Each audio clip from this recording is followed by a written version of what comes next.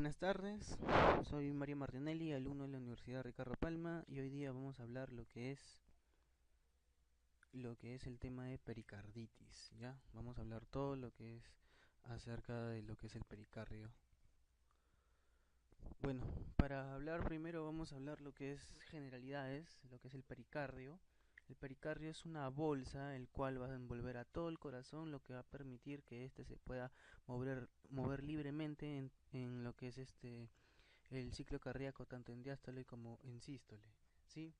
Por tanto, es una bolsa resistente que va a fijar el corazón, lo va a fijar. Ya se dice que tiene una forma de matraz y lo importante es que va a estar inervado por lo que es el nervio vago, el nervio laringio recurrente y va a estar también con el plexo esofágico, ¿ya? Así como todas bolsas van a tener una parietal y una visceral. Una visceral que va a estar adherida a lo que es el corazón, formando una de las capas, la capa más externa del corazón, que es bueno, su nombre mismo dice pericardio, y uno parietal. Entre estos dos va a haber un espacio virtual donde se dice que va a contener un líquido plasmático, un filtrado de plasma que su volumen normal va a ser de 15 a 50 centímetros cúbicos. ¿Sí? Ese es el líquido pericárdico. Bueno, ¿para qué nos sirve el pericardio? Más que todo son adherencias ligamentosas que van a fijar el corazón. Ya va a hacer que este corazón no se mueva de manera exagerada. Hay enfermedades como lo que es agenesia pericárdica, en donde el corazón no va a tener algo que lo cubra, por tanto va a tener movimientos muy exagerados, ¿sí? Luego también va a reducir la fricción entre el corazón y los órganos que lo rodean.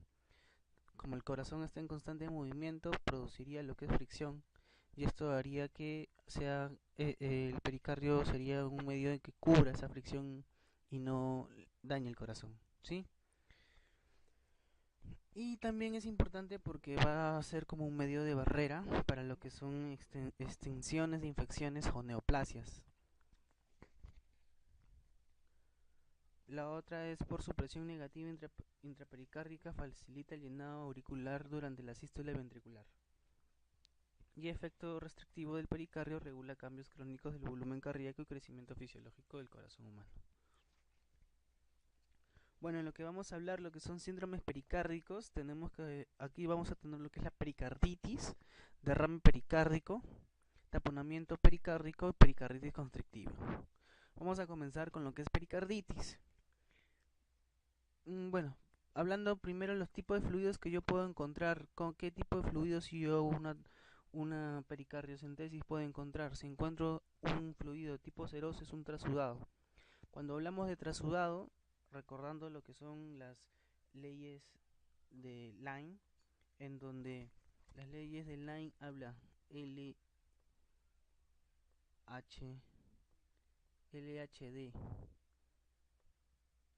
¿ya?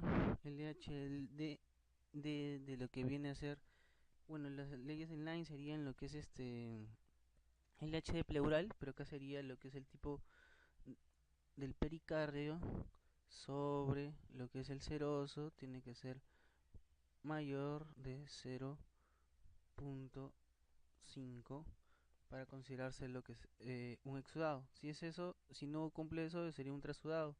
Y cuando hablamos de trasudado, siempre estamos hablando de problemas de vasos, ¿ya? De vasos y vasos grandes.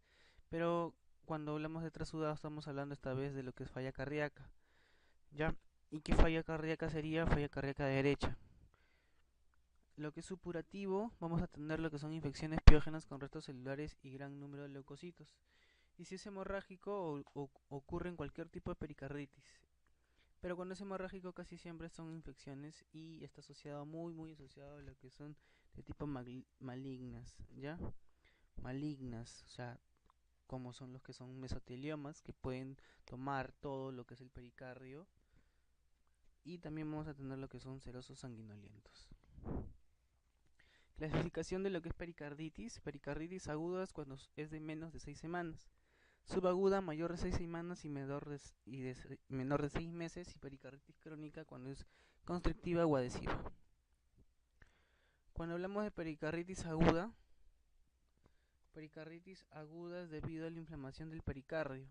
Y vamos a tener acá lo que es característico, un dolor torácico, pero se va a diferenciar de lo que es un dolor torácico de tipo infarto. ¿Por qué? Porque el dolor torácico de tipo infarto es solamente en horas, mientras que un dolor torácico de tipo pericarditis son de varios días, ¿ya? Varios días. Y lo que me va a dar el diagnóstico muy sugerente, o algunos dicen que sí me da el diagnóstico cefrote pericárdico. Y también vamos a tener cambios evolutivos en la repolarización del EKG, ¿ya? Cuando hablamos de repolarización tenemos que recordar el corazón, donde vamos a tener lo que son las aurículas y son los ventrículos, ¿ya? Recuerden, el EKG me mide músculo. Músculo es lo que me mide el EKG. Por tanto, en una pericarditis no tendría, porque hay cambios electrocardiográficos por vecindad, porque como se va a inflamar el pericardio, lo que va a haber es inflamación del miocardio ventricular. Y en las aurículas, ¿cuál va a ser el problema? El problema es más que todo, como acá dice, repolarización. ¿Por qué? Porque la repolarización de las aurículas es de esta manera.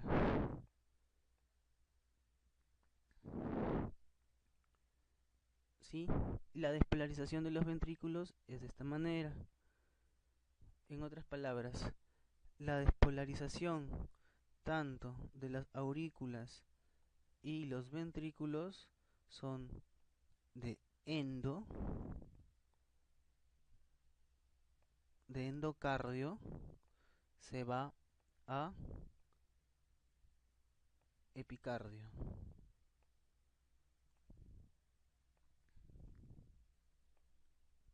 De endo a epi. ¿Sí? Esa es la despolarización. Tanto aurícula como ventrículo va de endo a epi. Y acá las aurículas va a haber una despolarización, una repolarización. Acá ya viene a ser la repolarización. Auricular va a ser de esta manera. La repolarización de las aurículas va a ser de epi a endo. De epicardio a endocardio. Mientras que los ventrículos sigue siendo de endo a epicardio. ¿Sí? Esa va a ser lo que es la repolarización. Por eso vamos a tener, cuando hablamos de una repolarización, va a haber una alteración del PR. Ya, acuérdense que el PR es lo que va a estar alterado en la repolarización en cambios electrocardiográficos, hablando de una pericarditis aguda, mientras que en el ventrículo va a haber una elevación del ST por inflamación del miocardio. Ya se va a inflamar lo que es el miocardio. Bueno, síntomas que siempre tenemos que recordar en lo que es una pericarditis aguda. Recuerden que pericarditis aguda es menor de 6 semanas. Es dolor. Este dolor es muy semejante al infarto agudo, pero ¿en qué se diferencia? El que el infarto agudo es en horas, mientras que este dolor va a ser de varios días. Varios días. Y además este dolor va a tener lo que es una posición que se le conoce como posición maometana, donde el paciente va a estar con las manos elevadas mirando hacia el suelo y de rodillas para disminuir el dolor. También hay que recordar que este dolor aumenta con la respiración. Esas son las tres características diferentes a lo que va a ser un infarto agudo del miocardio. El primero, que el dolor es de varios días, aumenta con la inspiración y el paciente viene en posición maometana. El paciente también va a venir con fiebre y palpitaciones, recordar eso. Esta es la posición maometana que yo les digo. Acá faltaría solamente que extienda las manos. ¿Ya? Es una posición antálgica que todo paciente viene para calmar el dolor. Es muy importante cuando hablamos de pericarditis aguda, el dolor es el que nos va a dar casi todo el diagnóstico, ¿sí? Para nosotros hablar de una pericarditis, el principal ayuda diagnóstica que vamos a tener es el tipo del dolor que va a tener el paciente. Bueno, comenzando con la tipificación del dolor, la clásica licia, en donde la antigüedad del dolor va a ser rápida instalación, la localización retroesternal, es retroesternal, la irradiación va a ser a cara anterior del tórax, ¿sí? Y el tipo de dolor puede ser punzante, ardor, pulsátil y opresivo. Y la intensidad siempre es de un 8 o de 10 sobre 10. Y en lo que es la posición antálgica va a ser lo que es el genu pectoral o la posición maometana que yo les dije, y lo que va a agravar va a ser toser, inspirar y recostarse. Entonces el dolor importante va a ser de varios días, diferenciando lo que es un infarto que va a ser solamente en horas. La posición antálgica es la maometana o genupectoral, y lo que me va a agravar el dolor va a ser a la inspiración o al toser, ¿sí? Entonces el diagnóstico, lo que me va a orientar al diagnóstico sería fiebre, precordalgia y frote pericárdico, siendo el frote pericárdico lo principal para darme el diagnóstico de lo que es pericarditis. Entonces, el frote pericárdico es patognomónico. Ya no existe lo que es patognomónica en medicina, pero sí me orienta mucho a lo que viene a ser el diagnóstico de pericarditis. Y el frote pericárdico va a tener tres componentes: un frote presistólico durante la contracción auricular, un frote ventricular durante la sístole, que es muy fuerte, y un frote ventricular diastólico. Las etiologías, acá estoy poniendo la más importante para lo que son pericarditis. Son pericarditis de tipo por infecciones, posinfarto, por síndrome postpericardioctomía, insuficiencia renal, neoplasias, mismas irradiaciones, enfermedades del colágeno como lupus, pericarditis aguda y idiopática. Bueno, acá está mejor extendido lo que son autoinmunes, artritis reumatoide, lupus, esclerodermia, iatrogénicas son por radiaciones, por trauma, por fármacos, por reanimaciones cardíacas. En reanimaciones cardíacas puede lesionar lo que es el pericardio. Idiopáticas y infecciosas infecciosas tenemos lo que son virales como hechovirus, influenza, coccidias, VIH, muy asociado a VIH. Bacteriana como Streptococcus, Staphylococcus, Gram, Haemophilus, Mycobacterium, micóticas, histoplasmosis, parasitaria, toxoplasmosis, inflamatorias, amiloidosis, sarcoidosis, enfermedades inflamatorias, medicamentosas como hidralazina, isoniazida, metilsergina, fenitoína, procaimina, rifampicina, metabólicas como hipotiroidismo, traumatismos penetrantes, neoplasias, posinfarto. Neoplasia está muy asociado a lo que son mesoteliomas. Posinfartos agudos de miocardio, postpericardiotomía y muy clásica y mucho preguntan pericarditis de tipo urémica. También hay por púrpura, endocarditis infecciosa, insuficiencia cardíaca. Bueno, los cambios electrocardiográficos, como ya les dije, va a haber lo que es asociación por vecindad a inflamación del miocardio a nivel de del miocardio a nivel ventricular, y va a haber una alteración de la repolarización a nivel de lo que va a ser las aurículas. Vamos a encontrar acá cuatro estadios de pericarditis en el EKG. El diagnóstico electrocardiográfico de la pericarditis aguda se realiza por 4 estadios de lo que es una alteraciones del segmento ST y de la onda T. El primer estadio siempre se acompaña del dolor, y vamos a ver una elevación del ST con concavidad superior. Eso es muy característico, ST elevado con concavidad. Luego vamos a tener que están presentes en todas las derivaciones, excepto en ABR y en B1.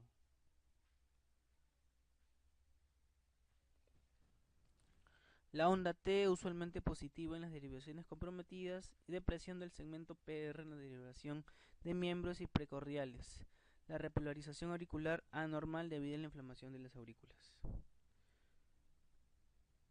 Bueno, acá hablando solamente del segmento 1, vamos a hablar lo que va a ser un ST, acá como lo ven, un ST con concavidad superior. Elevación del ST con concavidad superior y un PR con infradesnivel del PR. Eso es lo que vamos a tener en el estadio 1. ¿Sí? El PR de infradesnivel es la alteración de la repolarización y el ST es la inflamación de del miocardio. Ahora, cuando hablamos de elevación ST siempre se habla de lo que son infartos también, pero acá vamos a tener que casi la elevación del ST es en todas las derivaciones, diferente a lo que es infarto. En infarto, dependiendo de la localización, yo puedo ver en qué cara del corazón está infartado. También cuando hablamos para diferenciar de lo que es pericarditis con infarto, se tiene que hacer un EKG cada hora seriada, ya que en un infarto van a haber alteraciones del ST en cada hora, mientras que las alteraciones del ST en una pericarditis va a ser alteraciones en días. Eso es importante también recordar. Estadio 2. Lo que es el estadio 2, que va a ser después, estadios posteriores al dolor, donde va a haber un retorno del ST a la línea basal y va a haber un aplanamiento de la onda T. El estadio 3 va a haber inversión de la onda T. Está presente en la mayoría de las vibraciones y no está asociado con la pérdida de voltaje R o apariciones de la onda Q. Entonces, acá que dice pericarditis, morfología tardía, se ve que la onda T negativas profundas. Si la onda T es negativa, estamos en lo que va a ser ondas T negativas, ya son estadio tipo 4. ¿Ya? No, estadio tipo 3, cuando es la onda T negativas profundas. El estadio tipo 4 es cuando es la reversión de la onda T. Reversión de la onda T y puede ocurrir en semanas o meses.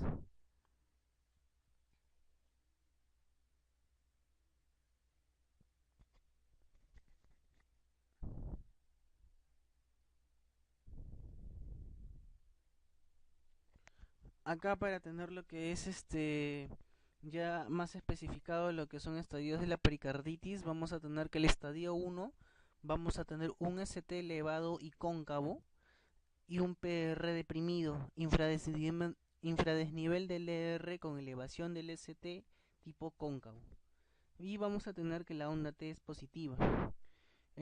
Y acá va a estar presente lo que es el dolor. Y el dolor puede durar de 2 a 3 días, más o menos. ¿No es cierto? Una vez que desaparece ya el dolor, una vez que ya desaparece el dolor, el ST retorna a la parte basal y el T se vuelve plano. La onda T, el estadio 3 es ya una onda T invertida y el estadio 4 es la onda T que vuelve a su posición normal, ¿no? Resolución gradual de la onda T. Recuerden que estos cambios electrocardiográficos no son en horas, son en varios días, ¿sí?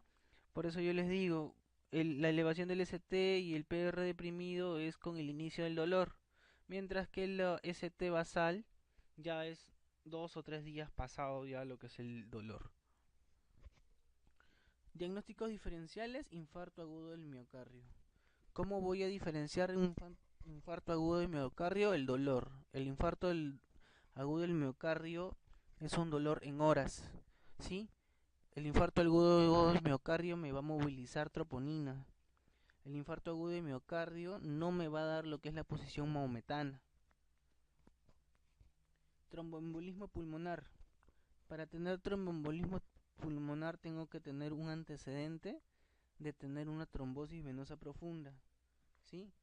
O problemas de coagulabilidad. Para tener una tromboembolismo pulmonar debo de pedir lo que es una prueba auxiliar que es dímero D. ¿Sí? Si el dímero D es negativo, me niega lo que es trombosis pulmonar. ¿ya? Y me hace sospechar más a la que es una pericarditis aguda. Neumonía. Una neumonía simplemente con una radiografía de tórax en donde voy a ver un broncograma aéreo con un proceso de consolidación. Luego, disección de aorta. La disección de aorta, eso se ve con lo que es un ecocardiograma, una ecocardiografía o con una tomografía en el cual voy a ver lo que es una disección de la capa endocárdica de la aorta con el miocardio. Sí, y en disección de aorta, para diferenciarlo, bueno, no, y ahí no va a haber cambios electrocardiográficos, pues, ¿no? Bueno, la radiología vamos a tener que, para tener una cardiomegalia, va a tener que tener 250 mililitros de líquido intrapericárdico, ¿sí? Para ver un aumento de silueta. Pero signos precoces es la disminución del ángulo cardiofrénico y la rectificación del borde izquierdo. ¿Sí? Disminución del ángulo cardiofrénico, rectificación del lado izquierdo. Sí, bueno, acá ya se tapó totalmente, ¿no? Es una, es una pericarditis ya masiva porque asemeja una cardiomegalia. Bueno, es un ecocardiógrafo en donde lo que vamos a ver es líquido en el espacio pericardio. La mejor vista para ver un líquido en el espacio pericardio es la de sifoidea. Sifoidea a nivel se coloca el transductor a nivel del sifoides y se ve una, una vista de 4 cámaras y se ve líquido dentro del pericardio, ¿no? Este es el pericardio y acá hay líquido. Este es el corazón, pericardio, espacio.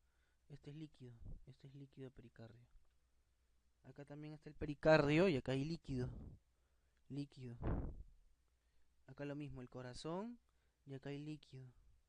¿Sí? La mejor vista para ver líquido en el pericardio es a nivel del ángulo sifoides. Recuerden eso. El tratamiento se da simplemente ácido salicílico, ibuprofeno y indometacina. Bueno, también para hablar lo que es derrame pericárdico va a ser, bueno, lo normal es de 15 a 50 mililitros. Cuando es mayor de 50 mililitros ya estamos hablando de un derrame pericardio. Y bueno, es aumento de la fuerza de formación de líquido con disminución de lo que es eliminación de líquido. Clasificación: pericarditis de cualquier tipo, trasudado seroso, hemorragia intrapericárdica, enfermedades metabólicas, quiliopericardios, idiopáticas y de otros tipos. Bueno, acá importante va a ser la disminución de los ruidos cardíacos. Como va a haber líquido, los ruidos cardíacos van a disminuir de volumen, su sonido va a disminuir. Y vamos a hablar lo que es el signo de Edwards, donde va a haber una matidez a nivel de lo que es el omóplato, el ángulo inferior del omóplato va a haber una matidez. Debajo del ángulo inferior del omóplato debería haber aire, debería ser sonoro. Pero como va a ser un gran derrame pericárdico, va a ser sonido mate. Ese es el signo de Edwards, ¿sí? Entonces nosotros tenemos, por ejemplo, acá nuestro pulmoncito y acá está supuestamente el omóplato, ¿sí? Si yo percuto es sonoro, pero como acá está el corazón, ay, ay, ay. A ver,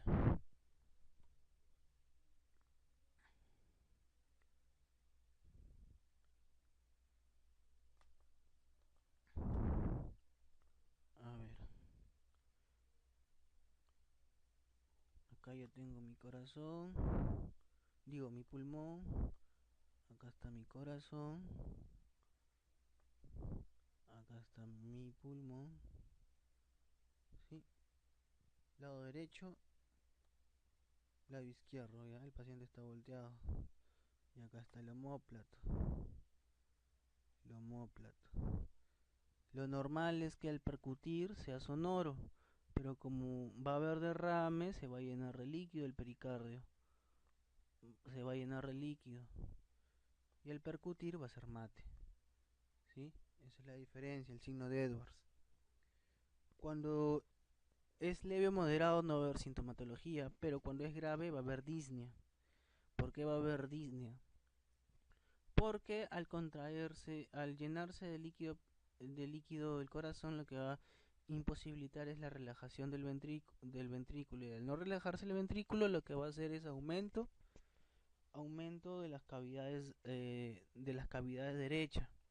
Si yo voy a aumentar las cavidades derechas, lo que voy a tener es bueno, si yo no relajo el ventrículo izquierdo, se va a dilatar lo que es la aurícula izquierda.